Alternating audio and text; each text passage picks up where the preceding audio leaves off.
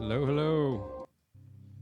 Hello, welcome back to The Journey, the human experience to spiritual enlightenment. And I am Betty Cody. And I have with me today Sean Cody. And we're back with Bob Lanzieri. Hello, everybody. How are you? How are you doing today, Bob? Oh, just peachy. We're going to start out with our favorite question. Oh, no. What does enlightenment mean to you? What does enlightenment mean to me? Enlightenment means to me, well, it's got several layers, so we got to go a little bit slow here. I'm going to give you a little bit of information. So enlightenment to me is becoming awake, becoming aware of what is around you. Enlightenment is evolving our spirit and our vibration to the next level, whether it's here on this place or in the next place. Enlightenment to me is understanding things that everybody just sweeps under the carpet and doesn't understand. Enlightenment to me means putting all the little crap and nonsense to the side, all that static away, and focusing on the thing that we need to focus on. And the thing we need to focus on is, how do we move forward? How do we evolve to be a better person tomorrow than we were today? That's what enlightenment means to me. That's a very good answer. Very so good. what are we doing here today, Betty? So today we are going to do a follow-up. We had such a great response about the Kundalini activation. And so we decided to do it again and see if we had a different result or a change in results, or maybe just, a whole different experience altogether. So Bob did 2 sessions over Saturday. the weekend. Mm-hmm. So you went up to Orlando. Went up to Orlando on Saturday. It started at Saturday morning. We did our first session at 11 o'clock, and that was the mind, what do they call that? You did the breath work. The breath first. work, right. We did the breath work And it was first. outdoors this time, It was right? outdoors. It was a really hard place to find, but we found it. It was outside, under a pergola, under the sky. It was beautiful. Half the sky was cloudy, half the sky was sunny. It was amazing. Nice. So let's talk about kind of following up. So the first experience that you had, if you guys go back and check out that interview, it was very powerful. Mm-hmm. Let's just focus on the breathwork class, the outdoors. Did being outside change the experience for you? I think 100%. I think being outside, under the elements, the wind was blowing, it was just the smells of outside. And because we were high up, we were on I think it was the second or third floor of this building. That's where the platform was and their pool and everything. Mm-hmm. The pool was next to us. It was beautiful. It was artificial turf, so when you put your mat down, you could feel the ground underneath you. If you put your hands on the sides of you, like I do all the time, to ground myself, I could feel the ground. I could feel it underneath me. So that was really interesting, and I think that changed the whole dynamic of how we would normally do. Now, I haven't done one inside, Mm-hmm. but I did do a Kundalini inside twice already, and there is a little bit of a difference than being outside. Yeah. There is. I'm not going to lie. So when it came to the breath work and obviously you have the headset on, Mm-hmm. that's part of the breath work, and Right. you're listening to them just in your ear. Right. You're not listening to anybody around you. You're not, there's no actual distractions, I'm going to say. You're isolated. Basically, yeah. your hearing is isolated to the headphones, like they are now. While you're sitting here, you listen, you put your headphones on, and you hear muffled sound, but you don't hear clear sound.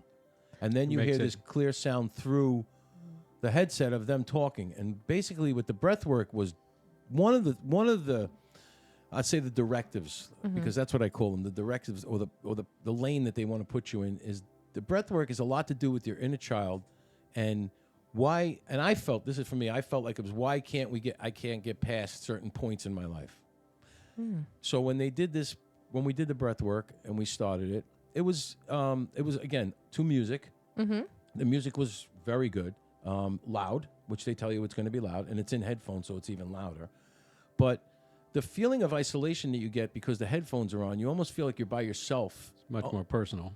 It's personal, but it also feels, if you've ever been in like a salt tank or a float tank where they isolate you and it's dark and you're just in this, floating in this very salt water. Mm-hmm. That's actually one of the things we're going to be trying out soon. That's so that was excited. That, and the barometric chamber, the oxygen barometric chamber, was the same thing. You feel isolated. You feel like it's about you. You feel like it's you taking care of yourself, and then introducing yourself back to your younger child, because our inner child is it's not a problem for us, but it's a lot of unresolved issues that need to be taken care of. And I think part of it in this kind of meditational state that you're in brings a lot of stuff to the surface. It just does. I mean, it's inevitably what it does.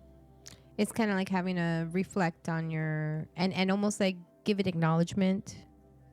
Well, all this stuff that I do, and this is I'm gonna put the I in there because it's what I do. All the stuff that I do, if it makes me evolve an inch or 2 feet, it has a change in me. It may not be a big one, it may not be a drastic one, and because, like I said, I've been doing this for a long time, I'm suspect of some things working, and I'm suspect of other things that it's just talk. Well, this wasn't just talk. This was really, if you're willing to do the work too. See, that's the other thing too. You know, you're not just going to go in there and add water, and all of a sudden you're going to be in a meditative state. You have to want to do it. You have to want it. You have to understand what's going on, and you have to work to get into that state. And a lot of people miss out on it because they think they're just going to go there, fall down, and, like when you go to church and the guy hits you in the head and they faint on the floor and say you're healed. Right. It doesn't work like that. It doesn't. It's so much more involved than that. There's a process to it. Mm-hmm. And you did go with your wife. Yes, I did. So did she have an experience as well? She had quite a few great experiences. She really did. She really cleared it. We both of us took our time because we went up the night before. So we took the time to clear our minds to not, even though we were so aggravated, I was so aggravated because we couldn't find the place. She was that voice. I gave you bad directions. I had you looking for a park too. No, that didn't help. No, it wasn't that. It was just the whole thing. It was south and north and south. So if you didn't type in the S before the word, then it took you to the north side, which was City Hall. So anyway, it's a lot of stuff. But we cleared our minds. We had a nice breakfast. We cleared our minds. We were calm and we were peaceful once we got in. And she is the person that calms me down. She just does. I mean, she just calm down, Bob, take it easy, slow down, because I just wanted to rip the buildings down to find where I had to go. I was ready to rip the front door off. And so her experience is more calming than mine, and she doesn't have as much experience as I have. So I listened to her experiences, and I think what she took out of this, which was really something really interesting, is she took a lot of love out of this. She became, I don't want to say more lovey because she's very lovey to begin with, but I could see more that it was love for her, like it was awakening for her, like love awakened for her. And different people have different journeys in their life. Some people have never felt what real love is. Some people have never felt what real friendship is, what real connection is with people. And I think this is helping her even connect more, if it's possible, to our relationship with us. So it's really beneficial for me. So you had you had a very different take than the first time that you had this. So that gave you, I don't know, I almost feel like these experiences, it almost addresses little pieces of you at a time. Like you take what you need to work on, or, it starts helping you identify, it starts bringing it to light, and then you have to embrace it. And the overall feeling that I get of everything is love. Love, love, love, love. You have to. There's one word that just resonates throughout my soul is surrender. The word surrender. You have to surrender to what it is you want to do and what it is you want to feel. You can't fight it. You can't figure out, I know how to do it better. And there are some skeptics in the world that that want more information and more information. The issue with this is that the information is shown to you, Betty Cody, in a certain way. It's shown to Sean in a certain way. It's shown to me in a certain. It's not the same. So we're not going to pick up the same thing, but we'll get to the same ending. But it may not be in the same road that we take to get there. Right. We can take all kinds of paths. Right. And what happens is some of us are slower, some of us are quicker, some of us are more open to. There's more. There's just more. I mean, there's just more than getting up and going to work every day and eating and going out to eat and maybe getting a drink or whatever. There's more to it than that. And I think, as a whole society, as a whole planet, we're stuck in that, I got to get to work, I got to get up, I got to go to work tomorrow, I got to do this, I got to make that appointment, You think Spirit really cares about what time of day it is? Do you think Spirit really cares about if it's snowing or raining outside? Right. It doesn't even register. What registers is what we're doing and how we're progressing forth. Like I said before, when I'm told to do something, I do it. And, people say, well, how do you know where it's coming from? How do you know if it's good or bad? I've been doing it for so long, I know where it's coming from and I know who's giving it to me. I'm not just taking random, commands from people or from spirits. They're my guides. They're my people. They're looking out for me, and they're making sure that my life becomes fuller. Because as soon as I started doing this, and the more I do it, the more fuller my glass becomes. and the more aware I become of my surroundings and aware of people's feelings and how people feel and how they operate and how they work. Mm-hmm. So when you were going through the experience with the breathwork class, did you have anything unusual happen or anything that kind of stood out to you? Well, if you ask me about unusual, nothing ever unusual happens because it just all happens, and it's all crazy. It's all unusual. It's all crazy. Yeah.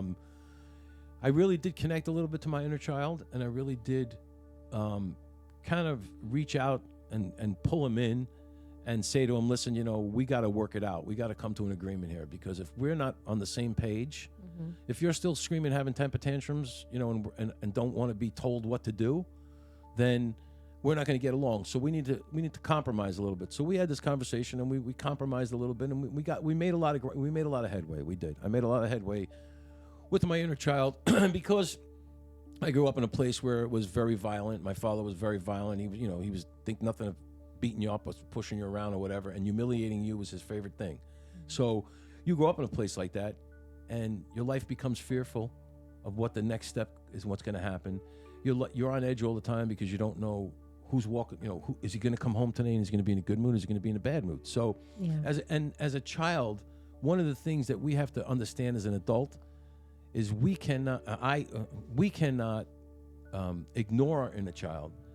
But we also can't say we should have did this, because at that particular stage where we were, we couldn't do anything, right, except go with the flow as best as we can and build defense mechanisms into our lives that protected us. like survival.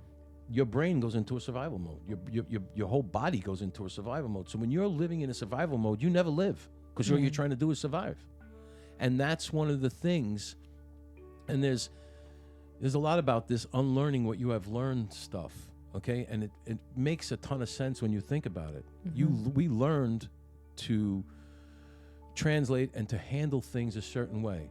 And as we get older and older, it may not fit us, and it may not be the way for us to do it. So what we have to do is unlearn that and try something different. And don't be fearful of things. Try things, because you never know until you can. Oh, listen, we have the direction to go back to where we were. We know how to get there.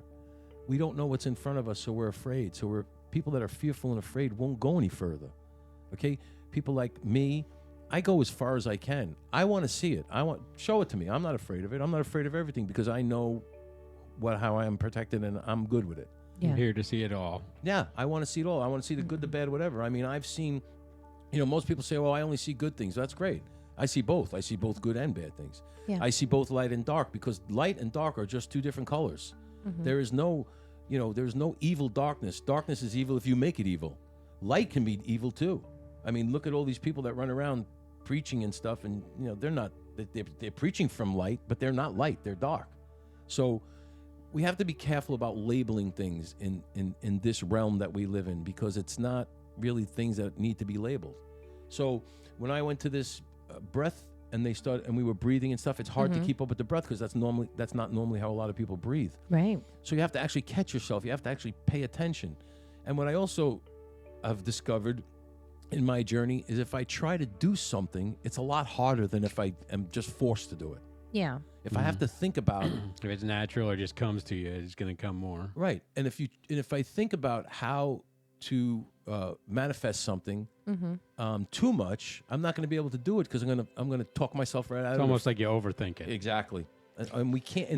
One of the things that you had mentioned to me is you felt like you had the sensation that you were actually cradling your inner child at one point, because you ended up laying on your side during this actual I was. one. That's exactly what I was doing. I was in a fetal position, like I was sleeping in the bed, laying on the side, and I felt myself inside myself. I felt my little guy holding on to me, and we were actually had a moment where we were at peace with each other, and it's been progressively getting better.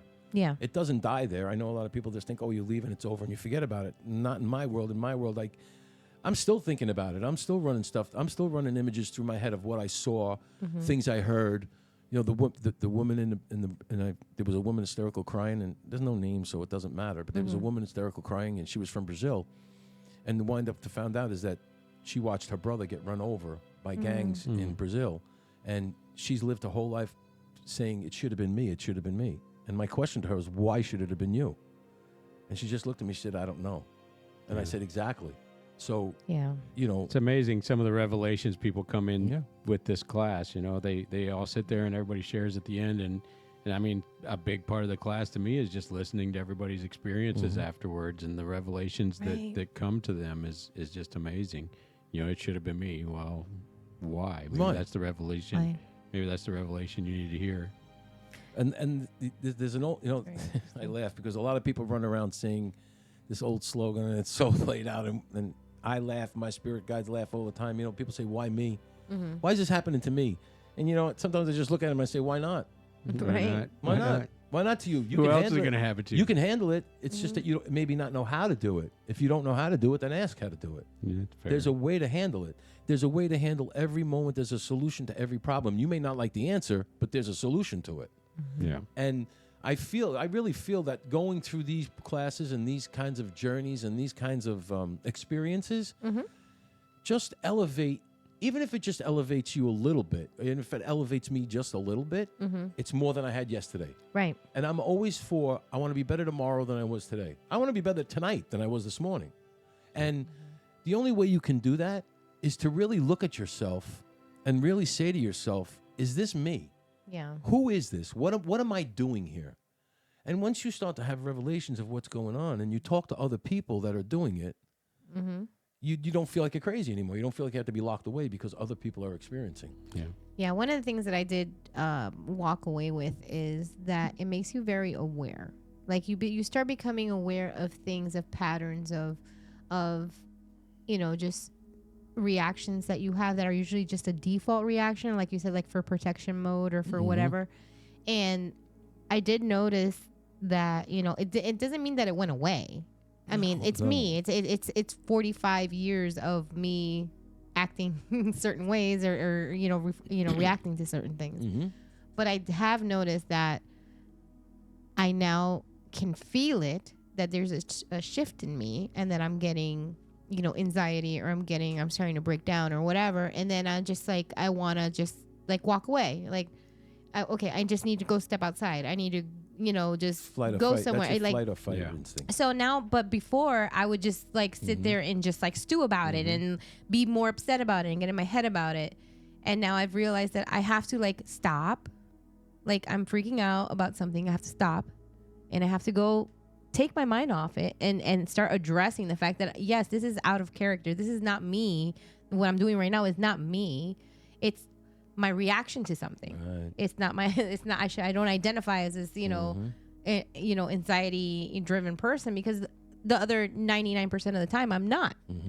You know, but then I would feel guilty over it, because then I'll lash out, or I'll be, Right. you know, whatever. Because you're angry at yourself because you Yes. can't fix it in yourself. You have no solution Right. for yourself. And then I'll be angry about it, because then I'm like, okay, well, then I might say something smart to somebody, Right. or whatever, because I'm just like in that mode. Right. And I've kind of started to figure out, I'm like, okay, now I can take a moment and kind of like go back and go, hey, I'm sorry. I did that, because I know that I was shaken and I wasn't addressing it. Right. I was ready to, you know, lash out.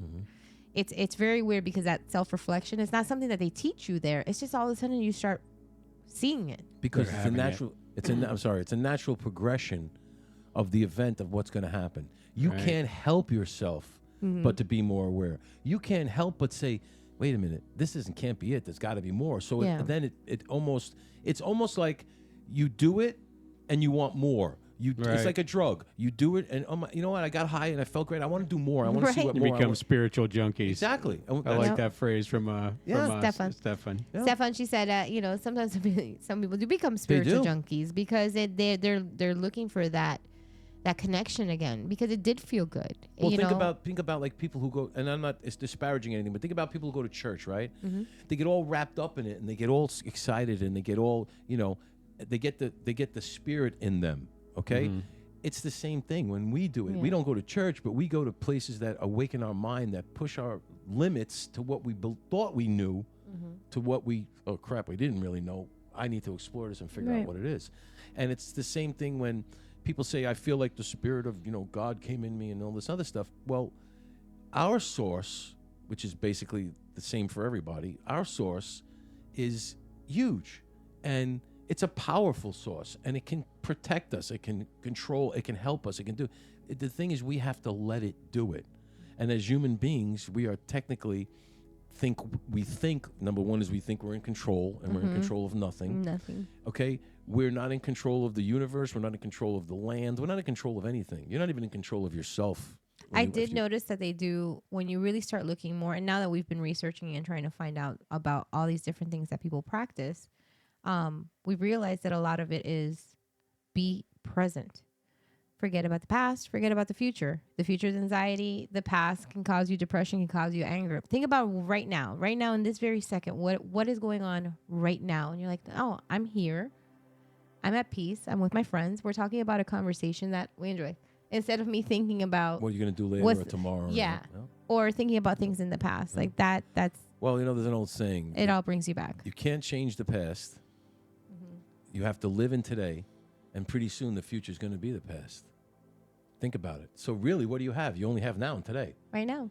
Because once it's past, it's past. You can't change it. You can't go back and change your childhood. You can't go back and change the way you were raised, how you were raised, or what they taught you. All you can do is let that go and start to realize and work with stuff that makes you feel more comfortable, makes you feel more alive. The way when our parents raise us, they're supposed to raise us to be able to leave the nest and go. Yeah. They're not supposed to influence us with their beliefs and their idiosyncrasies. We're supposed to be individuals that learn who we are and find out who we are. And that's not the way this world works. This world works as, I'm going to raise you, I'm going to tell you who to be, I'm going to tell you what to do, I'm going to tell you everything. Yeah.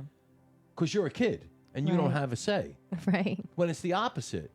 And then that stays with you forever because you're always the kid. That's an awful lot to get from the Kundalini experience. I did get that. It is. You got that whole thing, huh? I got that the from whole book. I got the that whole book. I got that from the breath stuff. No, I got that from the breath stuff because the breath stuff was a powerful class for me. That's too, what I believe. So when I believe that and it comes out in a breath class, it's only a reinforcement of what I believe. Yeah. Sorry. Well, just kind of bringing it back. This is just a follow up on what we kind of went and re-experienced on our own on different places, different locations. That we did that on purpose at different times. Different times, so that we wouldn't influence each other. And we keep coming back to the same thing. We keep coming almost to the point where the way out is to look within. And I think I heard Bob say, let it go 3 times. Let it go. And we've been talking about that a lot. Let it go. It just seems to be a commonality that keeps coming up. Let it go and surrender. Because so many people, Forgive yourself. so many people, including myself, hold on to things that are worthless. And then after it passes and it's over, if you're not man enough or woman enough to turn around and say, you know what, I made a mistake. Yeah. I shouldn't have done that. Or I shouldn't have said that, or I shouldn't have gone there, or what. It doesn't matter what it is. Yeah. If we're willing to be able to do that, and when I was in the breath class and we were going through that, what was running through my head was let go, okay? Don't hold on to the shit that doesn't matter, okay? Let go, and let new stuff in. Make and I think room, that's what happens. Make room, exactly. Yeah. And I think we don't clear inventory enough. I think we store too much stuff. It's like clutter. We become pack rats of just Hoarders. miserable ideas. I was feeling and hearing that a lot Sunday too. That let it go, let it go, let it go, let it go, let it go. It's okay, let it go. I told you the first time all I heard was the spell is broken. The spell is broken. This time, I heard the spell doesn't exist. It's gone. It's broken. And what I did here is this is what I heard for myself. You need to move on. You need to stop perseverating over certain things and move on because you're stuck in places. And I know where I'm stuck. I'm stuck in places, but this helps you to see that. And it's up to me. It's not up to them, and it's not up to the Kundalini class or the breath class. It's up to me to do the work and to push myself forward. And I do want to mention that everybody has different experiences. Some people don't experience anything at the class. Some people just feel relaxed, calm. Some people are just nervous the whole time because they're not ready to open up to anything. And that is okay. Do things at your pace. And if you want to, that is up to you. We're not suggesting that everybody has to do this. We're just saying if this is something that moves you and that you're interested in and you want to explore either this or something else, whatever it may be, let yourself do these things. I encourage everybody to do it, though. The word that you're looking for is fear. And don't be fearful. Don't be full of fear. Let some of that down and try something that may work for you. Try something that's a little different that you're not used to being around all the time. Right. What have you got to lose? Nothing. You could always go back to the way you were. But fear is such a big part of all this is people are afraid. They're afraid to open their mind. They're afraid to do something different. They're afraid that people are going to make fun of them. People, listen, I sat here 2 weeks ago and gave you guys everything that happened to me. And, you know, people are, and I didn't even I'll be honest with you, I didn't even realize it. People started coming to me and saying, we saw the video on Facebook. Wow, we never knew that, you know, you felt that way or you were that kind of a person. I don't care. I'm not afraid. I'm not, listen, you can call me whatever you want. I've been called horrible names in my life. I don't care. The thing that I'm concerned about is that I'm not afraid and I'm not fearful. And when you believe so much in what I believe in this and stuff like that, you have no choice but not to be afraid. You're surrounded by as many spirit guides as we are, as most people are. Just use them. Talk to them. Let them work for you. I think the thing you always got to remember is living in fear is not living. No, it's not. Not living. You're not going to experience You're anything existing. when you're living in fear. You're getting by. You're existing. You're stuck in the dull. You're in survival mode. All you do is want to survive. Yeah, you run in fear. You're going to run in nothing. And I think as a collective, like just the way that people are starting to awaken, like their mind and their souls and everything, everybody's just tired of it. Like we're tired of being stuck. We're tired of just being afraid. We're tired of not doing the one thing that we wanted to try because fear is governing everything. If we can get past that, and then we all come from a place of love and just doing things because of, you know, you're truly looking for happiness and joy, and you want other people's wellness as well. I mean, there's no way we can go wrong. I feel like that's what we have to do for each other. Just be there for each other. If someone's struggling, have a conversation with them. Let it out, because that's what I felt happened to me with that. Like I let it out, and letting it out gave, like you said, it made room for other things to come in, like happiness, which, you know, it's something that we're all looking for. And we all have that's what we all want to do. But we have it. We have everything we need right in here. We just some people are just afraid to use it, and some people don't know it exists. Right. Some people really think that the life they lead now is what they were meant to be, and most of the times it's not. It's what we were taught to be, and it's what we were taught to do. You're bigger and greater than the thought than who you think you are. You'll find people who are. Listen, I told you this before, and I'll tell you this again. It's my favorite saying: obedience to necessity has its rewards.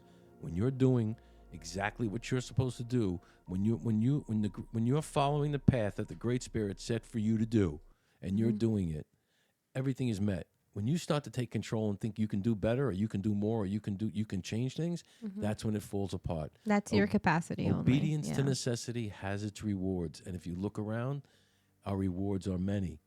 Sometimes we just don't see them.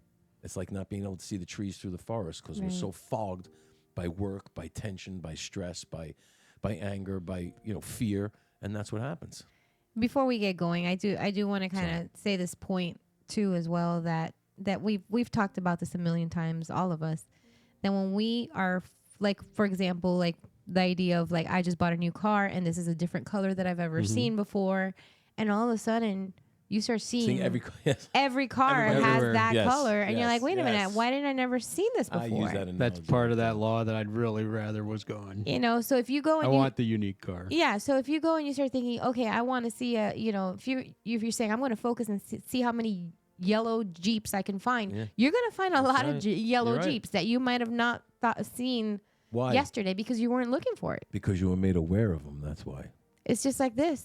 Now I want to focus on things that make me happy. I want to focus on the things that bring me joy. I want to focus on people that I can connect, because you can say all day long that there's people that you don't like or you don't connect with or you feel alone and all these things. It's okay. Well, start focusing on the things that you do want to see. Right, because you don't connect with everybody. It's not a given. And see if maybe that works for you. Maybe you're just not seeing it, and it's been there the whole time because you didn't identify it. Open those other eyes and use those other ears to listen and to see what's really going on. And always let go. Always. All right, you guys. Night, everybody. Thank you so much, and thank you for joining us for this recap of the Kundalini activation and Kundalini awakening, which we've done to both now. on the journey, the human experience of spiritual enlightenment, as we go forward and we study some more modalities and all kinds of practices that people do. We wanna learn. So if you've got information, always reach out to us and make any suggestions. We're happy to consider them for any future explorations. So and comment on the videos that we're doing, because it's important to us to get feedback from people. And if you have a question, ask the question. It's a good way for not only for us to share with you our moments and stuff, but it's also a good way for the person asking the question to grow. A lot of people just don't know. Yeah. A lot of people just don't know what's out there. So ask, comment on the videos. Like, follow, share, and subscribe too. Well, yeah. Absolutely. You Have a can good night, everybody. You can sell that. Go ahead. Thank you guys. Good Have a night. great night. Good night, everybody.